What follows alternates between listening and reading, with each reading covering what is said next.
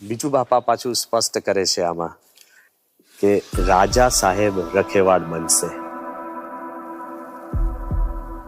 This is even after the mandir was done.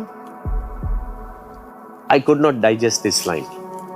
આપને સહકાર હતો, બધું જ હતું, પણ I wanted to really even emphasize one fact. આપણે સમજવું પડે કે આ આપણું હિન્દુ મંદિર છે અને એક મુસલમાન દેશમાં છે, અને સામાન્ય રીતે રાજા એ પોતે પોતાના ધર્મના અને પોતાના ધાર્મિક સ્થાનના રખેવાળ હોય, પણ હિન્દુ મંદિરના રખેવાળ બને કે મંદિરનું ઉદ્ઘાટન થઈ ગયું પછી થોડા સમય પછી હિઝ હાઇનેસ શેખ અબ્દુલ્લા બિન Zayed Al Nahyan, the minister of foreign affairs and international cooperation, અને અમે બેઠા હતા, અને તે વખતે એમ્બેસેડર સંજય સુધીર સાહેબ બેઠા હતા, અને એમાં એકદમ સાહજિક રીતે શેખ અબ્દુલ્લા સાહેબ મારો હાથ પકડીને મને કે your holiness, I have to apologise, મારે માફી માંગવી જોઈએ. મેં કહ્યું પણ સાહેબ માફી, આટલો બધો સહકાર આપ્યા પછી આપે શું માફી માંગવાની?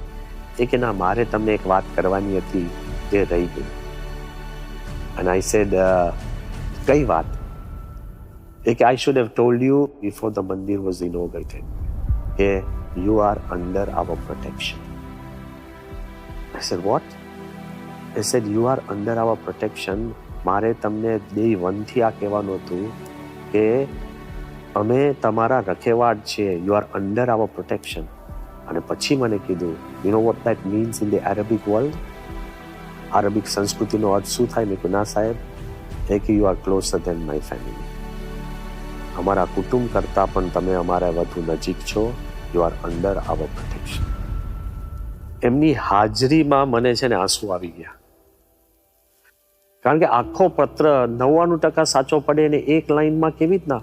પછી એમણે કીધું કે you are under our protection, એટલે મેં એમને આખી આ પ્રસંગ કીધો કે અમારા ગુરુએ મને પત્ર લખીને કીધું હતું કે રાજા રખેવાળ બનશે. મને શંકા હતી, તો એને કીધું કે don't doubt him. He told me don't doubt him, તમારા ગુરુમાં તમે શંકા ના કરતા. અને અત્યારે મારે આપને કહેવું જોઈએ કે આપણું જે મંદિર છે, આપણા કોઈ પણ મંદિરના દુનિયામાં આપણું જે આબુધાબીમાં જે BAPS હિન્દુ મંદિર છે એની સંપૂર્ણ સિક્યોરિટીની જવાબદારી એ રાજા પોતે લે છે.